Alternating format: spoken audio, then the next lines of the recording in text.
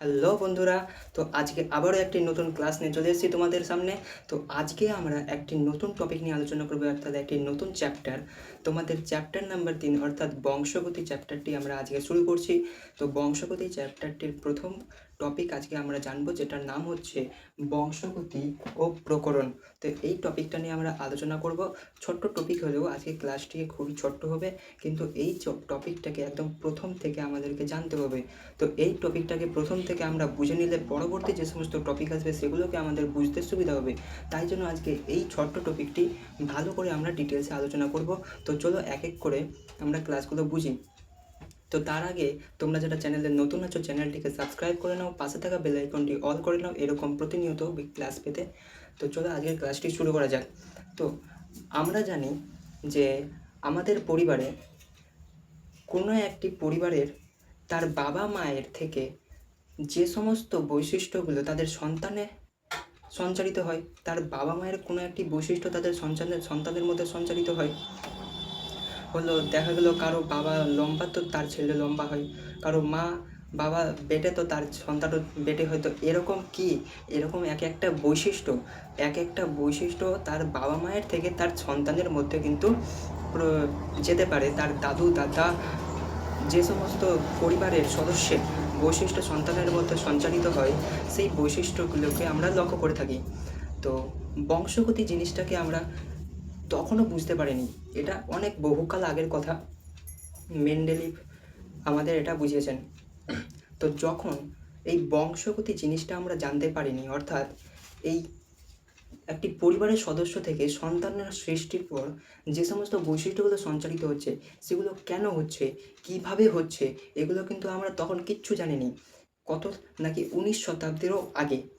কিন্তু ঊনবিংশ শতাব্দীর দিকে আমাদের সামনে একজন হাজির হন, যিনার নাম হচ্ছে গ্রেগার জোহান মেন্ডেল।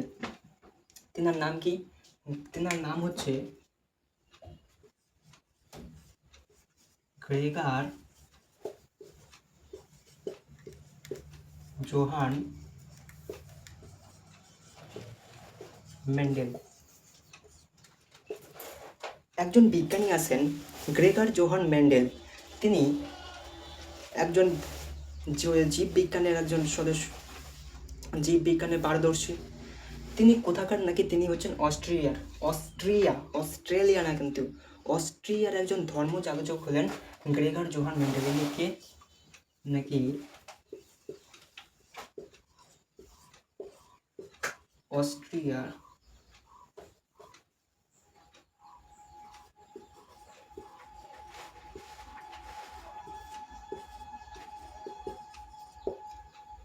অস্ট্রিয়ার একজন ধর্মযাজক।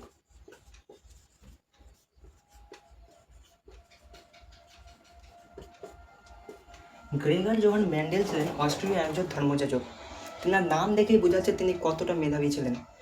তো গ্রেগার জোহান মেন্ডেল কি কি কাজ করেছিলেন সেগুলো আমরা এবার এক এক করে জানব। তো আমরা প্রথমে বংশগতির সংজ্ঞাটা আমরা জেনে নেব। আমরা বংশগতি কাকে বলবো? আমরা তো বংশগতি চ্যাপ্টারটা পড়বো, কিন্তু বংশগতি কাকে বলবো, বংশগতি জিনিসটা কি, তো সেটা আমরা এখন বুঝবো। বংশগতি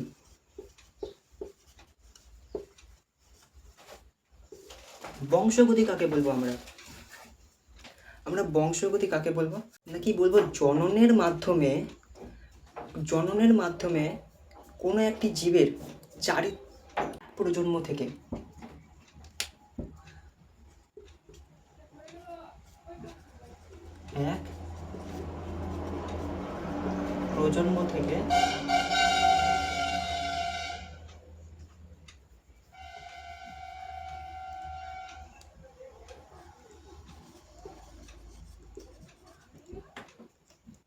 এক প্রজন্ম থেকে পরের প্রজন্মে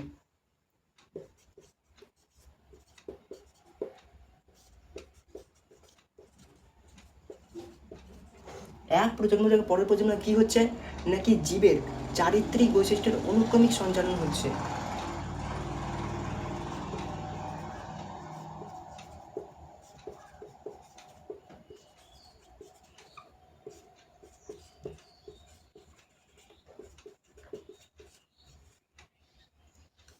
অনুক্রমিক মানে পরপর ক্রমিক কথার অর্থ হচ্ছে পরপর, তো এখানে আমরা বলবো অনুক্রমিক সঞ্চালন।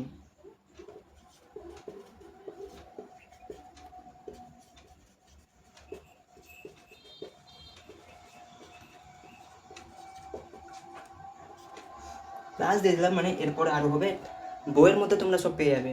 আমরা এটাকে বুঝছি, এখানে আমাদের বোঝার কাজ, বাকি পড়ার কাজ তোমার বাড়িতে নিচে থেকে। এখানে আমরা বুঝে নেব, বাকি তোমরা পড়বে। তো দেখো এটাকে আমরা বুঝি এবার। এক প্রজন্ম থেকে, অর্থাৎ কোনো একটা প্রজন্ম আছে যে কোনো জীবের, উদ্ভিদ প্রজাতি হোক, মানুষ্য প্রজাতি হোক, পক্ষী প্রজাতি হোক, যে কোনো একটি প্রজাতির এক প্রজন্ম তো আছে প্রজাতির মধ্যে একটা একটা করে, তো এক প্রজন্ম থেকে পরের প্রজন্মে, একটা কোনো প্রজন্ম থেকে পরের প্রজন্মে জীবের চারিত্রিক বৈশিষ্ট্যের অনুক্রমিক সঞ্চালনকেই আমরা বংশগতি বলবো। অর্থাৎ কোনো একটি জীবের বংশের, কোনো একটি জীব প্রজাতির বংশগত যে চরিত্রটা অনুক্রমিকভাবে অন্য প্রজাতিতে, মানে পরের প্রজন্মে যাচ্ছে, সেটাকে আমরা বংশগতি বলি। বংশানুক্রমিক সঞ্চারণকে আমরা বলি বংশগতি। বংশগতির আরেক নাম কি? বংশগতির আরেক নাম হচ্ছে হ্যারিডিটি।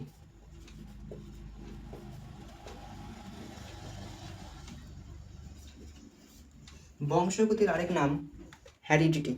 তো আমরা বংশগতি বুঝে গেছি। এই যে বংশগতি সম্পর্ক তত্ত্ব যেখান থেকে পাওয়া যায় তাকে বলা হয় বংশগতিবিদ্যা, নাকি এই তত্ত্ব যেখান থেকে পাওয়া যায় তাকে বলা হয় বংশগতিবিদ্যা বা জেনেটিক্স। তাকে বলা হয়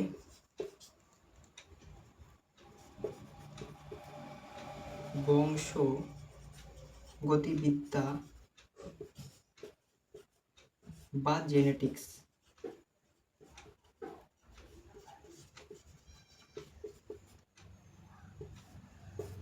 বংশগতিবিদ্যা বা জেনেটিক্স বলে। আর এই বংশগতিবিদ্যা বা জেনেটিক্স কে প্রবর্তন করলেন? এমনি তো এসে যায়নি, তো এটা তো কেউ প্রবর্তন করেছেন, তারপরে তো বংশগতিবিদ্যা বা জেনেটিক্সটা এসেছে আমাদের মাঝখানে। তো বংশগতিবিদ্যা বা জেনেটিক্স যিনি প্রবর্তন করলেন তেনার নাম হলো গ্রেগার জোহান মেন্ডেল। তো গ্রেগার জোহান মেন্ডেলকে কি বলা হয়? নাকি বংশগতিবিদ্যার জনক বলা হয়। তো বংশগতিবিদ্যার জনক কাকে বলবো? আমরা বংশগতিবিদ্যার জনক বলি মেন্ডেলকে।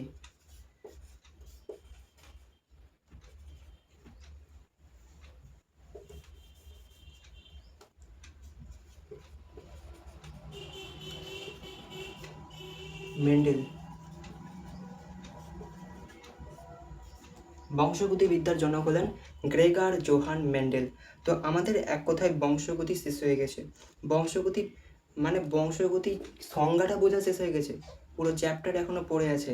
তো এবার আমরা যেটা জানবো সেটা হচ্ছে প্রকরণ। এবার আমরা জানবো প্রকরণ বা ভ্যারিয়েশন। প্রকরণের আরেক নাম হচ্ছে ভ্যারিয়েশন। একটা হচ্ছে আমাদের প্রকরণ এবং আরেকটা হচ্ছে আমাদের ভ্যারিয়েশন।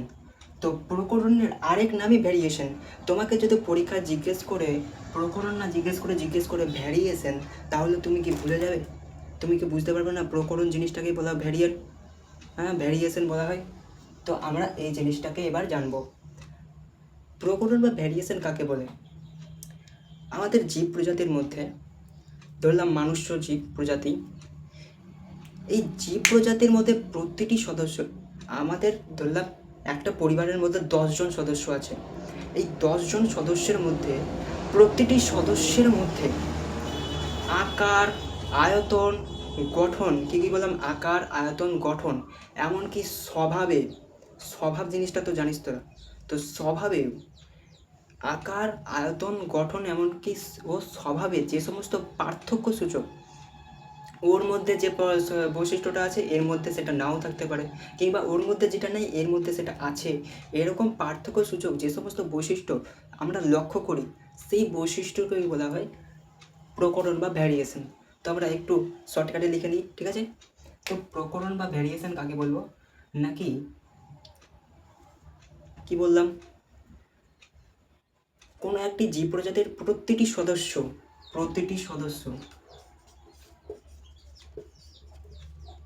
প্রতিটি প্রতিটি সদস্যের মধ্যে যে সমস্ত আকার আয়তন গঠন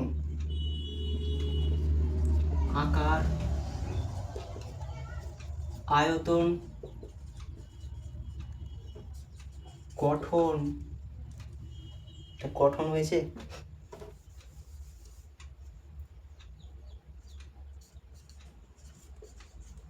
আর কি বললাম, আকার আয়তন গঠন তো হলো, আরেকটা বলেছি যেটা হচ্ছে স্বভাব ও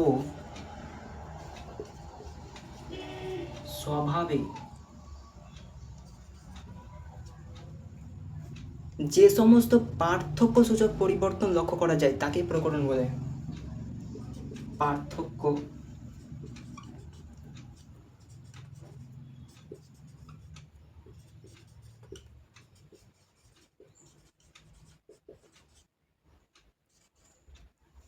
পার্থক্যসূচক পরিবর্তনকে বলা হয় প্রকরণ।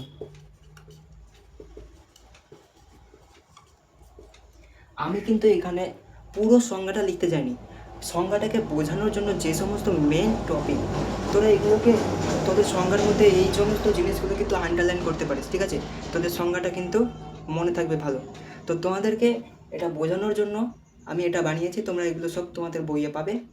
তো এটা এবার বোঝাই কেমন। প্রতিটি সদস্য,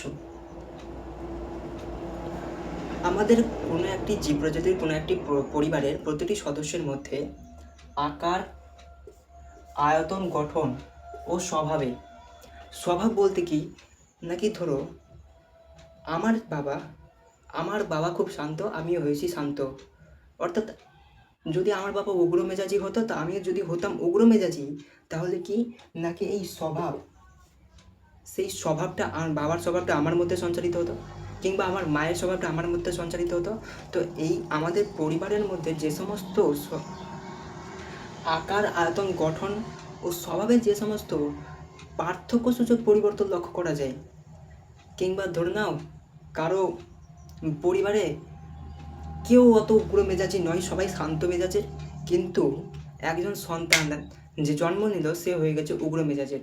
তো এটা কি নাকি একটা পার্থক্য, ওদের থেকে এটার একটা পার্থক্য আছে, এই পার্থক্যসূচক পরিবর্তনকে আমরা বলবো প্রকরণ। তো প্রকরণ জিনিসটা আমরা বুঝে গেছি, এবার প্রকরণের কয়েকটা আমরা কি জানবো, প্রকরণের কয়েকটা আমরা উদাহরণ সম্পর্কে জানবো। আমাদের সিলেবাসের মধ্যে দুটো উদাহরণ আছে, সেই উদাহরণগুলো আমরা এবার জানবো। তো এটা আমি মুছছি না, ঠিক আছে, এটা থাক না। তোমরা যদি এটা লিখতে চাও তো ভিডিওটাকে পজ করো, এটাকে লিখে নাও, ঠিক আছে? আমি এটা মুছে দিচ্ছি।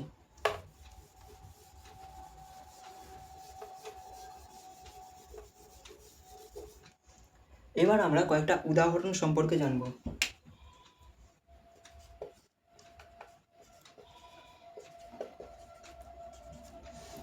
প্রথম যে উদাহরণ সেটা হচ্ছে মুক্ত ও যুক্ত কানের লতি।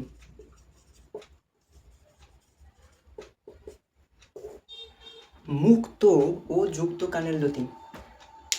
মুক্ত যুক্ত কানের লতি মানে কি? মুক্ত, এই যে আমার কানটা দেখা যাচ্ছে, আমার কানটা, এই যে কানের মানে এইটুকু যে জায়গাটা এটা ঝুলে আছে, যে যে যে চামড়াটা ঝুলে আছে কি না, এই চামড়াটা ঝুলে থাকলে সেটাকে বলা হয় মুক্ত কানের লতি। আর চামড়াটা যদি আমার কানের সঙ্গে এইভাবে লেগে থাকতো একেবারে, তাকে বলা হবে যুক্ত কানের লতি। ছবি তোরা গুগল থেকে দেখতে পারিস, কিংবা তোদের বইয়ে আছে, ঠিক আছে? তো মুক্ত এবং যুক্ত কানের লতি আমরা বুঝবো এবার। মুক্ত কানের লতি যেরকমটা আমি বললাম তোমাদের, যে আমাদের কানের এইটুকু চামড়াটা যদি মুক্ত থাকে, কানের গালের সঙ্গে যদি লাগানো না থাকে, তাহলে তাকে আমরা বলি মুক্ত কানের লতি। আর যুক্ত কানের লতি কাকে বলি নাকি? যুক্ত কানের লতি কানের এই জিনিসটা, এই চামড়াটা যদি কানের সঙ্গে গালের সঙ্গে লেগে থাকতো, তাকে আমরা বলতাম যুক্ত কানের লতি। তো এই দুটা কারণ কি, মুক্ত কানের লতি এবং যুক্ত কানের লতির হওয়ার কারণটা কি? তো মুক্ত কানের লতি যে সৃষ্টি করে সেটাই এক প্রকার জিন। মুক্ত কানের লতি এবং যুক্ত কানের লতি দুটাই এক প্রকার করে জিন সৃষ্টি করে। জিন জিনিসটা তোরা এখন বুঝবি না, এটা আমি পরের ক্লাসে আলোচনা করব। আপাতত জেনে রাখ যে মুক্ত কানের লতি এবং যুক্ত কানের লতি আমরা কাকে বলবো। তো মুক্ত কানের লতি যে সৃষ্টি করে, মুক্ত কানের লতি যে সৃষ্টি করে যে জিনটা, সে জিনটার নাম কি? তো সেই জিনটার নাম হচ্ছে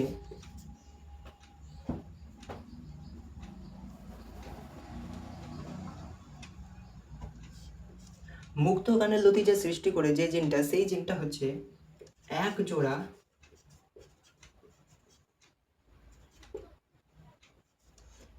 মানে কি নাকি দুটো, এক জোড়া অটোজোমাল প্রোকোড জিন।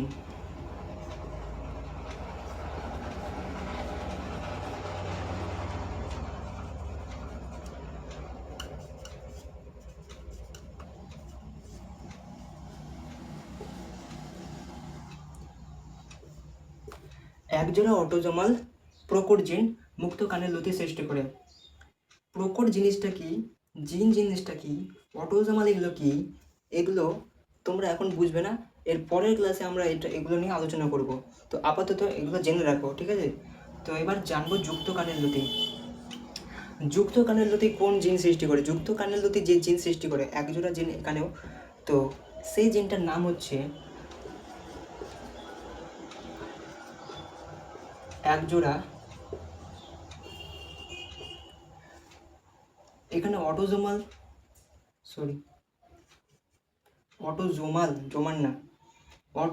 প্রোকোড জিন ছিল, এখানে হবে মিউটেশন যুক্ত প্রচ্ছন্ন জিন।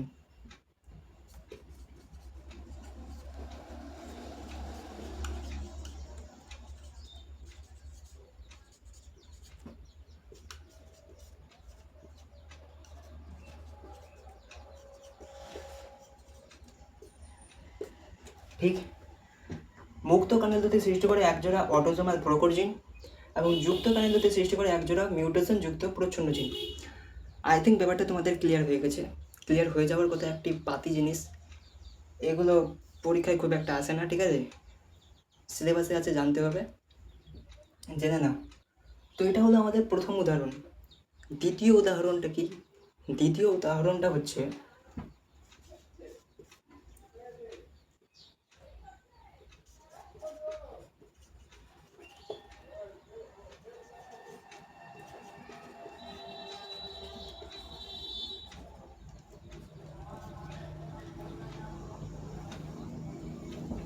রোলার জীব, রোলার বা স্বাভাবিক, বা না সরি রোলার ও স্বাভাবিক, স্বাভাবিককে আমরা বলতে পারি নন রোলার। এটা যদি রোলার হয় তো এটা নন রোলার।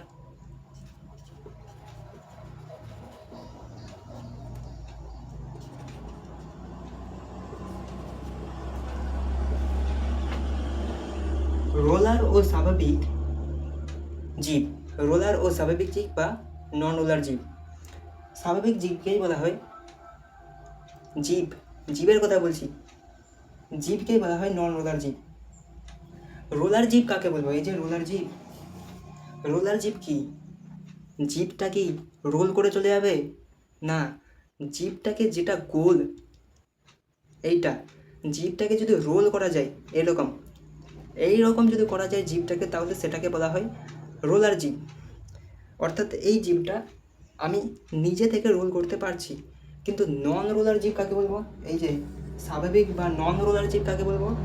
নাকি যে জীবটা চাইলেও, যার যে মানুষটি তার জীবকে চাইলেও রোল করতে পারবে না, যেরকমটা আমি করলাম সেরকমটা করতে পারবে না, তাকে, সেই জীবটাকে বলা হচ্ছে নন রোলার জীব বা স্বাভাবিক জীব।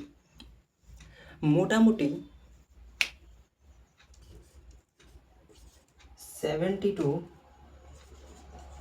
80% মানুষ, 70 to 80% মানুষ রোল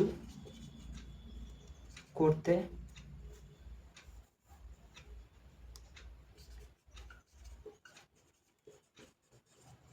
পারে।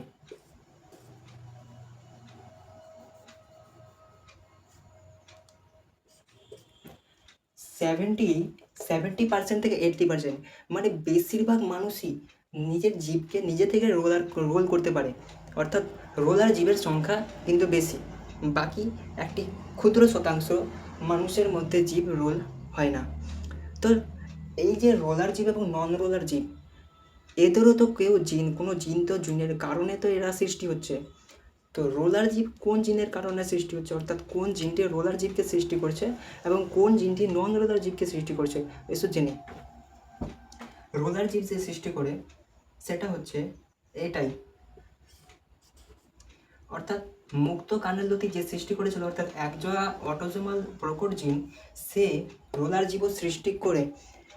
তার রোলার জীবেরও কারণ হচ্ছে অটোজোমাল প্রকট জিন একজোড়া, এবং স্বাভাবিক জীব এই যে যুক্ত কানের লতি যে সৃষ্টি করে, যার কারণ হলো যুক্ত কানের লতি, অর্থাৎ মিউটেশন যুক্ত একজোড়া প্রচ্ছন্ন জিন, তাই সেই সৃষ্টি করে স্বাভাবিক জীব।